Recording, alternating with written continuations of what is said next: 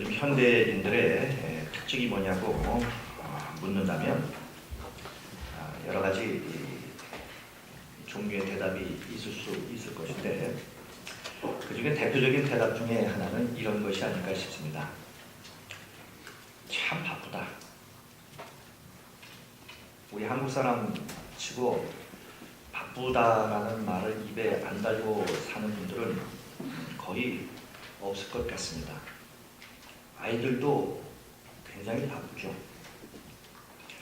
남녀노소 할 것 없이 너나 없이 굉장히 바쁩니다. 게다가 이 사회가 경쟁 사회, 그런 경쟁 구도로 돌아가는 것이기 때문에 정말 정신없이 바삐 살아갑니다.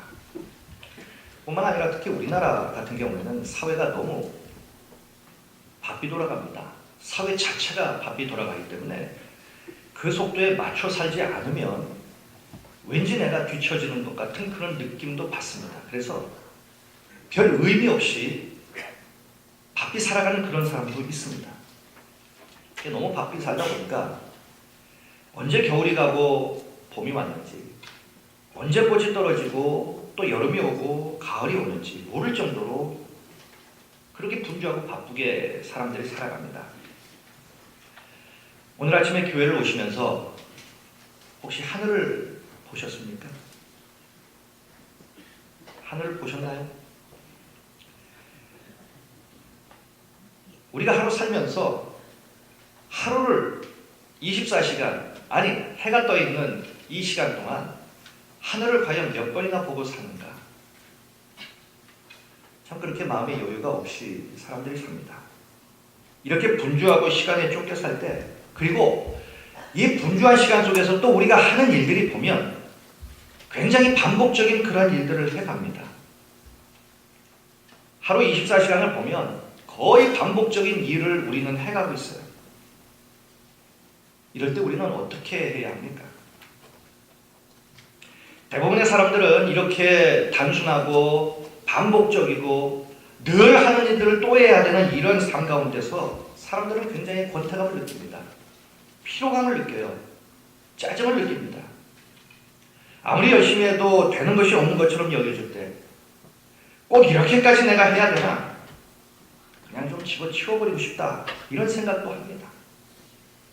때로는 일상에서 벗어나서 정말 새처럼 훨훨 좀 날아다니고 싶은 그런 삶을 살고 싶을 때도 있어요. 자신의 삶에 뭔가 새롭고 엄청난 일들이 좀 일어나기를 기대하는 그러한 사람들도 있습니다. 마치 로또라도 당첨된 것처럼 좀 그런 것을 좀 바라는 마음으로 자신의 인생에 하루아침에 뭔가 좀 신데렐라처럼 그렇게 좀 달라지기를 바라는 그런 마음을 갖고 사는 사람들도 있습니다. 여러분들은 어떠십니까? 하루하루 반복되는 사는, 이 반복되며 사는 이 삶을 여러분들은 어떻게 살고 계십니까? 자, 그럼 예수님은 어떻게 사셨을까요? 바쁘고 분주하게 사신 것은 예수님과 제자들도 똑같았습니다. 자, 오늘 보면 30절을 보면 제자들이 돌아와서 예수님께 보고를 드리죠. 사도들이 예수께 모여 자기들이 행한 것과 가르친 것을 낱낱이 고합니다. 지금 제자들은 예수님의 명령을 따라 여러 마을을 다니면서 복음을 전하고 돌아오는 길이었어요. 그리고 예수님께 그 결과를 지금 보고합니다. 그러다 보니까 당시 제자들은 무척 피곤하고 지쳐 있었어요. 식사도 거를 때도 있었습니다. 31절 보니까 이르시되 너희는 따로 한적한 곳에 가서 잠깐 쉬어라 하시니 이는 오고 가는 사람이 많아 음식 먹을 겨를도 없었기 때문입니다. 이를 보면 예수님과 제자들도 몹시 피곤하게 사셨던 것이 분명합니다. 또 그 삶이 하루 이틀에 국한된 것이 아니라 늘 반복되었다는 거예요. 늘 이 마을 저 마을로 다녔습니다. 그 뜨거운 태양볕을 돌아다닌 거예요. 늘 많은 사람들을 만나고 가르치고 고쳤습니다. 그러다가 해가 지곤 합니다. 우리 주님이 이런 말씀도 하셨죠. 인자는 머리 둘 곳이 없다. 이 말씀을 보면 어쩌면 우리 주님은 노숙도 했는지도 모르겠어요. 이런 삶이 날마다 반복됩니다. 계속해서 반복이 됩니다. 제자들도 몹시 따분하고 피곤했을 거예요. 예수님의 제자가 되면 뭔가 획기적인 일들이 자기네 삶에 일어날 거라고 기대를 했는데 예수님을 따라다니는 인생을 보면 그날이 그날인 거예요. 언제나 피곤합니다. 하던 일 또 하고 하던 일 또 하고 끼니도 거르는 일들이 있습니다. 그때 되면 진짜 짜증이 나는 거예요. 오늘 본문도 그런 대목입니다. 자, 이러다가 이제 모처럼 여유가 생겼어요. 쉴 기회가 왔습니다. 그래서 예수님이 먼저 제자들에게 말합니다. 자, 이제 우리 한적한 곳으로 가자. 이렇게 얘기하실 때 진짜 제자들은 너무 신이 났을 거예요. 그래, 사람 사는 게 좀 이래야 되는 건 아닌가. 늘 다람쥐 쳇바퀴 도는 것처럼 한 일도 하고 한 일도 하고 정말 따분하고 지겹고 권태스러운 일을 이것을 좀 중단하고 뭔가 좀 새롭게 회복되는 그런 시간도 좀 가져야 되지 않겠나? 제자들이 아마 이렇게 생각했는지도 모르겠어요. 그런데 그것은 제자들의 생각일 뿐이었단 말이죠. 현실은 그들의 기대를 여지없이 무너뜨려 버렸습니다. 그들이 배를 타고 갈릴리 호수를 건너서 저쪽으로 갔을 때에 이미 거기에는 수많은 사람들이 예수님을 기다리고 있었어요.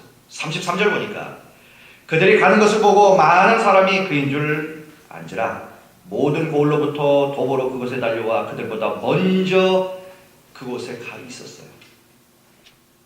모처럼 오붓하게 쉬려고 했는데 그들의 기대가 산산이 깨지고 말았습니다. 또 사람들에게 시달려야 할 것을 생각하니까 마음이 너무 무거운 거예요. 너무 괴로운 거예요. 짜증이 나는 겁니다. 생각 같아서는 배를 타고 다른 데로 도망가버렸으면 좋겠다 하는 생각도 들었을 거예요. 그런데 여기서 진짜 중요한 것이 있습니다. 그것은 바로 우리 예수님의 태도입니다. 우리 예수님이 택하신 선택이었어요. 이런 상황 가운데서 예수님은 어떻게 하셨습니까? 그 많은 무리들을 기꺼이 받아들이셨습니다. 34절 보십니다. 예수께서 나오사 그 무리를 보시고 그 목자 없는 양 같음으로 인하여 불쌍히 여기사 이에 여러 가지로 가르치셨습니다. 여러분, 이 대목이 정말 중요합니다. 예수님은 기꺼이 그 많은 사람들을 받아들이셨어요. 그건 지금까지 예수님이 해오시던 일이었어요. 늘 반복적으로 하시던 일을 다시 시작하셨습니다. 그렇게 일상적으로 다람쥐 쳇바퀴 돌듯 하던 그 일을 예수님은 또 하신 거예요.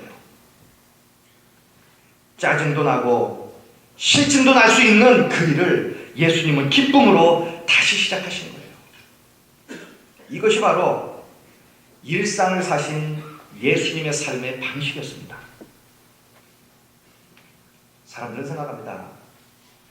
남들은 날마다 정말 무슨 멋진 인생을 사는 것 같은데 나는 왜 늘 이 모양일까? 나는 늘 이런 삶에서 왜 벗어나지를 못할까? 왜 이렇게 지겨운 일을 반복적으로 나는 해야만 하는가? 그 어떤 획기적인 변화가 일어나는 것도 아니고. 혹시 이렇게 생각하십니까? 만약에 그렇게 생각이 드신다면 예수님도 그렇게 사셨음을 기억하시기 바랍니다. 예수님도 늘 만나는 사람 만나고 하는 일 하고 늘 반복적으로 돌아가는 그 일을 계속해서 하신 거예요. 우리의 삶이 지루하면 기적이 일어나서 나의 이 권태로운 삶에서 벗어나기를 원합니다. 그러나 사랑하는 성도 여러분, 일상과 기적은 따로 분리되어 있는 것이 아닙니다. 일상과 기적은 하나로 연결되어 있는 거예요. 인생에 엄청난 기적을 맛본 사람들을 말아보려면 저는 이 시간 요셉을 말하고 싶습니다. 요셉은 하루아침에 애굽의 총리가 된 사람이죠. 그런데 우리가 요셉이 총리가 된 것에만 생각하지 놓치는 부분들이 있습니다. 그것은 요셉이 긴 세월을 고통스러운 반복적인 삶을 견뎌냈다는 거예요. 요셉이 형님들에 의해서 노예로 팔려갈 때가 17살이었습니다. 그리고 그가 애굽의 총리가 된 것은 30살이었어요. 13년. 1년이 365일이면 계산해보면 4745일입니다. 약 4800일. 요셉의 이 4800일 중에서 정말 기쁘고 날아갈 것 같은 기적의 날은 과연 몇 날이나 되었을까요? 삶의 의욕이 넘쳐나는, 진짜 살만 난다, 정말 구름 위를 날아다니는 것 같다, 이렇게 여겼던 날은 과연 몇 날이나 될까요? 보디발 장군의 집에서 많은 노예들 중에 신임을 받아서 집안의 모든 일을 맡게 될 때, 그때는 좀 기뻤을 겁니다. 또 감옥에서도 신임을 받아 감옥의 일을 맡던 날도 기뻤겠죠. 또 술 맡은 관원의 꿈을 해석해주고 그 해석대로 그가 풀려나가던 날, 그에게 억울하게 갇혀서 나를 좀 기억해서 나갈 수 있게 좀 해달라고 부탁하던 날, 어쩌면 내가 풀려날지 모른다는 그 기대감을 가질 때 기뻤겠죠. 그리고 어느 날 바로 앞에 서서 꿈을 해석해주고 그 공로로 애굽의 총리가 됐던 그날, 가장 기뻤을 겁니다. 13년의 고통이 일순간에 날아가는 기적의 날이었겠죠. 그렇게 기쁜 날도 조금은 있었을 겁니다. 그러나 그 나머지의 날들은 어떠했을까요? 노예의 삶에 뭐가 그렇게 새롭고, 뭐가 그렇게 기쁘고, 뭐가 그렇게 행복한 날들이 있겠습니까? 낮이나 밤이나 노예로 늘 지겹게 반복되는 일, 아무리 열심히 해도 표도 나지 않는 일, 죽을 때까지 반복되는 일을 하면서 살아야 했을 거예요. 요셉도 4800일의 대부분을 그저 그런 고통스러운 매일매일로 살았다는 사실입니다. 날마다 반복되는 노예의 삶, 죄수의 삶을 사는 거예요. 이런 요셉에 비하면 우리의 나날은 훨씬 기쁜 일이 많은 그런 날들이 아닙니까? 요셉은 그 긴 세월의 권태로움과 답답함과 우울함을 견딘 끝에 그는 마침내 기적을 맛본 거예요. 여러분, 우리가 존경하는 믿음의 선배들도 다 그렇게 권태롭고 힘든 나날을 하루하루 살아갔음을 우리는 기억해야 합니다. 행복이라고 하는 것은요, 위대한 일이 일어나거나 위대한 일을 해야만 나에게 주어지는 것만은 아닙니다. 행복이라고 하는 것은 날마다의 삶에 이미 위대함이 스며들어 있음을 깨닫고, 그리고 그것을 발견할 때 비로소 그것이 행복인 거예요. 그런데 사단은 우리로 하여금 바로 이 깨달음을 빼앗아갑니다. 이스라엘 백성들을 보십시오. 하나님은 10가지 재앙을 그들에게 내리고 이 이스라엘 백성들을 구원하셨습니다. 이 이스라엘 백성들이 애굽에서 벗어난 것은 기적이었어요. 홍해를 건넌 것, 만나와 메추라기를 먹은 것, 구름기둥과 불기둥이 그들을 인도한 것, 이 모두가 기적이었어요. 기적이 한 번, 두 번 일어난 것이 아니라 날마다가 그들에게는 기적이었습니다. 모든 것이 기적이었어요. 그런데 이스라엘 백성들은 기적의 음식인 만나와 메추라기를 매일매일 먹으면서도 그들은 어떻게 했습니까? 그들은 불평했어요. 기적도 반복되다 보니까 짜증을 느끼는 거예요. 기적이 일상이 되는 순간 더 이상 기적으로 인한 기쁨이 사라져버린 거예요. 기적도 권태로운 거예요. 기적도 지겨운 겁니다. 분명히 만나는 하나님이 주신 기적의 음식이었구만. 이 백성들은 그 만나가 싫다고 불평합니다. 기적도 이제는 기적이 아닌 거예요. 그냥 짜증스럽고 권태로운 거예요. 하찮은 것이 되어버린 거예요. 우리는 어떻습니까?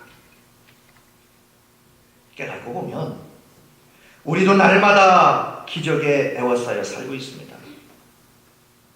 열린 눈으로 보면, 영적인 눈으로 보면 날마다 반복되는 지겨워 보이는 우리의 일상이 사실은 기적이라는 거예요. 아침에 눈을 뜨는 것이 기적입니다. 우리가 맞이한 오늘 이 아침을 맞이하지 못한 사람들이 어젯밤에 세상에는 얼마나 많은지 몰라요. 그래서 오늘 내가 아무 생각 없이 보내는 이 하루가 어제 죽은 사람들에게는 그토록 살고 싶어 했던 내일이라고 하는 사실, 그 내일이라면 오늘의 삶이 나에게 주어진 것은 분명 기적입니다. 지금 우리가 숨을 쉬면서 편하게 말하고 있는 것 또한 기적이죠. 지금도 숨을 쉬지 못해서 헐떡거리면서 호흡기에 도움을 받아 하루하루를 연명하는 사람들이 병원에 넘쳐나고 있습니다. 20년 전에도 갔고 10년 전에도 갔고 어제도 갔고 내일도 가야 할 직장, 거기서 날마다 반복되는 일들, 늘 만나는 지겨운 회사의 상사와 동료들. 그러나 사실은 그 모든 것이 또한 축복이라는 거예요. 우리가 건강하기 때문에 하나님이 일할 수 있는 지식과 기능을 주셨고요, 일자리를 주셨기 때문에 주어진 것들이에요. 세상에는 우리가 하는 일을 하고 싶어도 하지 못하는 사람들이 얼마나 많은지 몰라요. 부지기수입니다. 우리 주변에 있는 사람들도 알고 보면 기적이에요. 늘 보는 그 사람 지겹습니까? 여러분, 우리에게 주어진 가정은 축복이고 기적이에요. 이 세상에 어디에요? 병들어도 늙어도 직장에서 쫓겨났어도 학교에서 낙제를 해도 대학에 낙방을 해도 언제나 우리를 기다려주고 함께해주고 사랑해주는 것이 세상 천지에 어디 또 있습니까? 가정 말고요. 그런 남편과 아내가 있는 것, 그런 부모님과 자녀가 있는 것이 바로 가정입니다. 집에 가봐도 맨날 그 사람 참 지겹다. 이렇게 생각하는 사람들은 가정을 뭐라고 부르는지 아십니까? 이놈의 집구석, 이렇게 부릅니다. 이놈의 집구석. 가면 이놈의 집구석. 그렇다면 여러분들은 가정을 뭐라고 부르십니까? 스위트홈이라고 부르십니까? 아니면 이놈의 집구석이라고 부르십니까? 옆에 계신 분들이 그분입니까? 그놈입니까? 배우자가 여러분들에게 왼수입니까? 아니면 사랑하고 존경하는 평생의 동반자이십니까?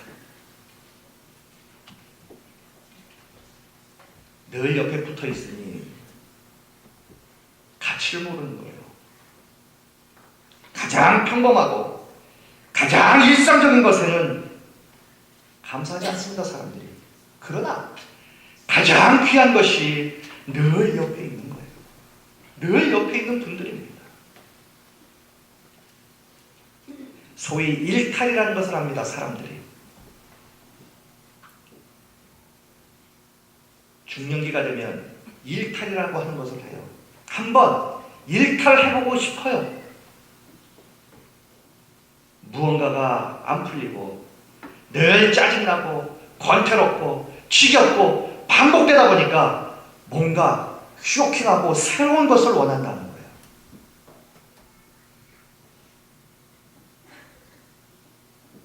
여러분, 아예 생각지도 마십시오. 가장 소중한 것을 이룰 수도 있습니다.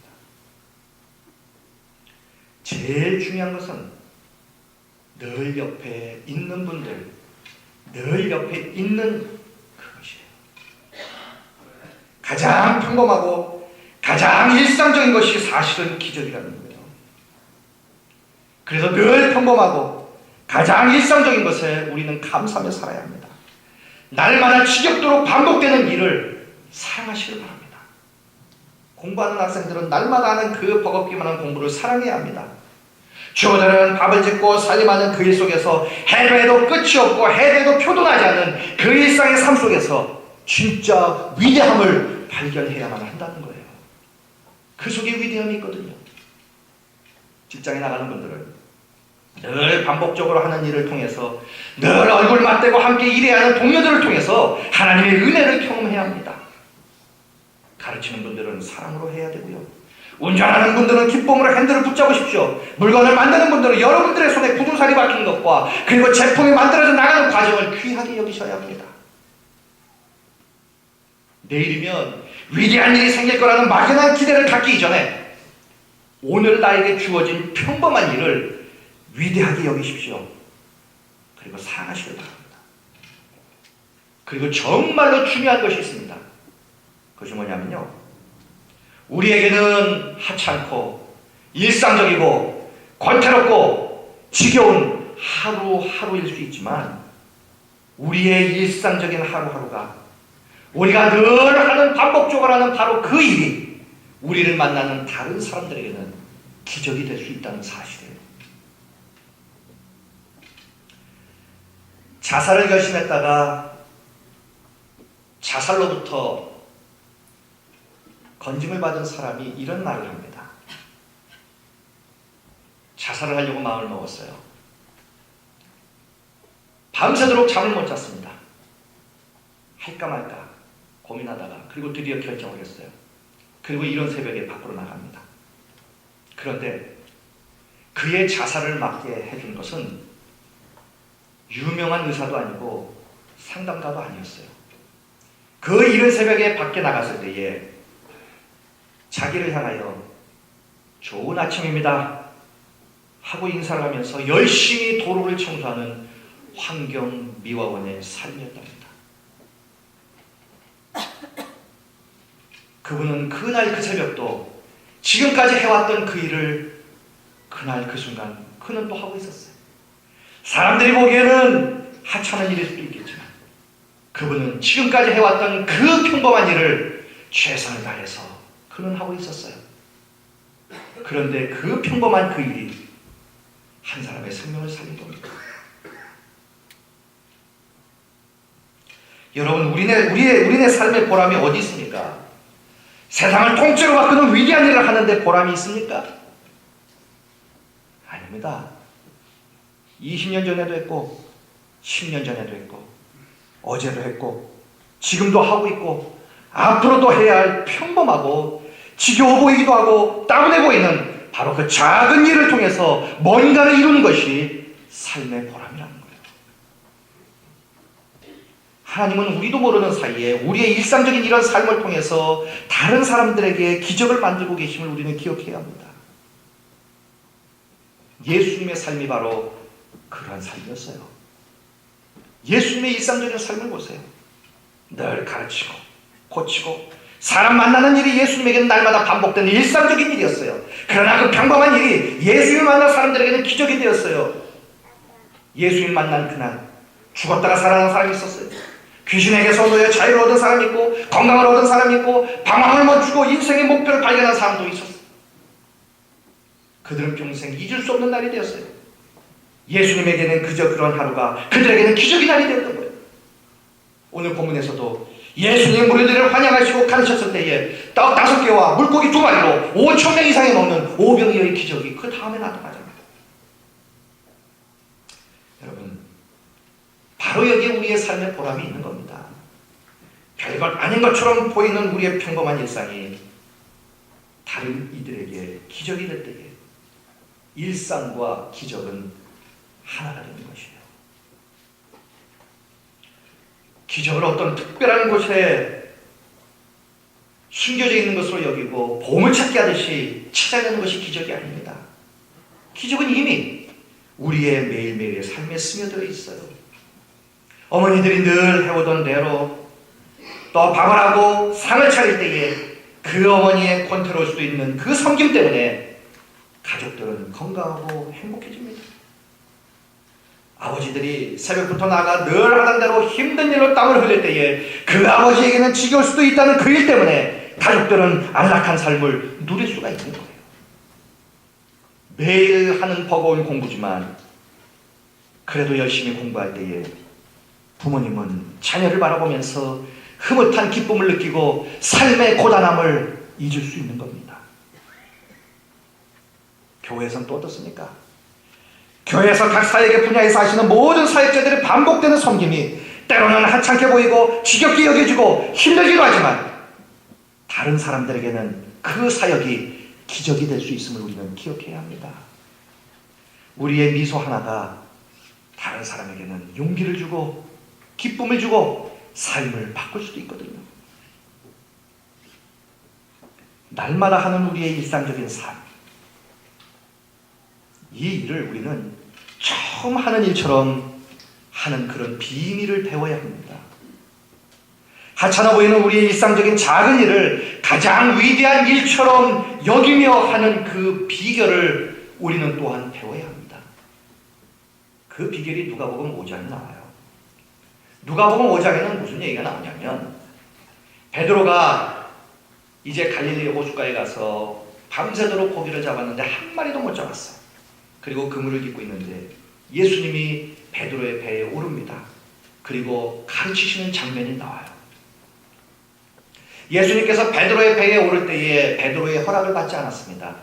그냥 오르셨어요. 이유는 모든 것이 다 주님의 것이기 때문이에요. 그런데 이 베드로에게 있어서 배는 무엇입니까? 그의 삶의 현장이에요. 땀을 흘려서 열심히 일해서 생활비를 버는 곳입니다. 일상적인 삶의 현장이에요. 삶을 유지하는 공간입니다. 그렇다면 우리에게 있어서 배는 무엇입니까? 직장일 수 있고 공장일 수 있고요. 상점일 수 있고 학교일 수 있고 자동차, 가정, 집, 이 모든 것이 우리에게도 배라는 사실이에요. 그 배에 예수님이 오르셨어요. 그리고 베드로의 배에서 우리 주님은 당신의 일을 하십니다. 자, 그렇다면 우리 주님은 우리의 배에 오르셔서 우리에게 이렇게 말씀하세요. 지금 너는 내 회사에서 일하고 있는 거야. 너는 지금 내 자동차를 몰고 있는 것이고 너는 지금 내 일을 하고 있는 것이야. 너는 지금 내 작업장에서 내 일을 하고 있는 거야. 우리 하나님께서 우리에게 배를 주셨어요. 그 배에 오르셔서 우리 주님은 우리에게 말씀합니다. 너희가 지금 하고 있는 일은 너희의 일이 아니라 내 일을 하고 있는 거예요. 우리 주님은 이렇게 말씀하세요. 이처럼 우리가 날마다 하는 일상적인 작은 일들과 하찮은 일들이 그렇고 그런 일들이 아니라 주님의 일이라는 사실을 깨닫고 그렇게 일할 때에 우리는 무슨 일을 하든지 그 일을 처음 하는 일처럼 할 수 있어요. 위대한 일로 여기고 우리는 그 일을 위대하게 할 수 있는 것입니다. 제가 그림 한 장을 보여드리겠습니다. 잘 아시는 그림이죠? 장 프랑수아 밀레가 그린 만종이라는 그림이에요. 이제 들판에서 일을 마치고 이제 부부가 이제 감사의 기도를 올리는 그런 그림이죠. 그런데 그림을 자세히 보시면 저 지평선 끝에 보면 볼록 튀어나온 게 있죠. 교회 총탑입니다. 교회 탑이고요. 그리고 하늘에서 이제 빛이 이렇게 쭉 내려옵니다. 그런데 그 하늘에서 내려오는 빛이 교회 위에 떨어지지 않습니다. 그리고 지금 머리를 숙여 기도하고 있는 저 부부 머리 위에 하늘로부터 임하는 빛이 떨어지지 않아요. 어디에 빛이 떨어지고 있느냐면 잘 보이시는가 모르겠는데 그 여인 뒤편에 보면은 수레가 하나 있습니다. 바로 하늘에서 빛은 바로 그 수레에 떨어지고 있어요. 다시 말씀드리면 하나님의 손길과 하나님의 도우심은 저 두 부부가 날마다 지겹게 반복적으로 일했던 바로 그 수레 위에 떨어지고 있다는 사실이에요. 우리의 일하는 삶의 현장에 하나님의 손길이 임하고 있다는 거예요. 우리의 일상적인 일들, 매일 반복되는 일들, 그리고 따분하고 지겹고 하찮게 보이는 그 일상적인 일 가운데에 우리의 하나님이 함께 하시고 우리의 하나님의 도움의 손길이 함께하고 계신다는 사실이에요. 이 사실을 깨달을 때 일상은 하찮은 일이 아니라 기적이 되는 것입니다. 그 배의 주인이었던 베드로가 나중에 베드로전서 2장 9절에 이렇게 말합니다. 너희는 택하신 족속이요 왕같은 제사장이요 거룩한 나라요 그의 소유가 된 백성이다. 베드로는 우리를 향하여 이렇게 말합니다. 왕같은 제사장. 제사장이 어떤 사람들입니까? 제사장은 하나님을 상징하는 대표적인 자예요. 제사장은 하나님을 대표하는 그러한 사람들이에요. 그렇다면 베드로전서 2장 9절은 우리에게 말합니다. 너희들은 하나님, 나를 대표하는 사람들이라고. 그렇기 때문에 우리가 날마다의 삶의 현장에서 어떻게 일을 해야 합니까? 골로새서 3장 17절의 말씀처럼 무엇을 하든지 말에나 일에나 다 주 예수의 이름으로 해야 한다는 사실입니다. 그래서 여러분 아침 일찍 차를 타고 회사 사무실에 가실 때에 회사 사무실에 가는 것이 아니라 하나님의 지성소로 가시는 거예요. 학교를 가실 때에 학교를 가는 것이 아니라 성전에 가시는 겁니다. 일터에 가시는 것이 아니라 하나님의 전으로 가시는 거예요. 성직자의 예복을 입지는 않았지만 얼마든지 우리 모두는 그런 자격이 있는 분들입니다. 왜입니까? 우리는 왕같은 제사장들이기 때문입니다. 그리고 우리들의 배가 바로 하나님의 것이기 때문입니다. 사랑하는 성도 여러분, 늘 하는 지겨운 일, 세상에서 가장 기쁜 일인 듯 하는 그 마음을 가지고 하는 그 마음가짐, 이런 마음가짐이 우리의 일상을 대하는 마음일 때 우리의 매일매일의 삶은 기적의 날들이 될 줄로 믿습니다.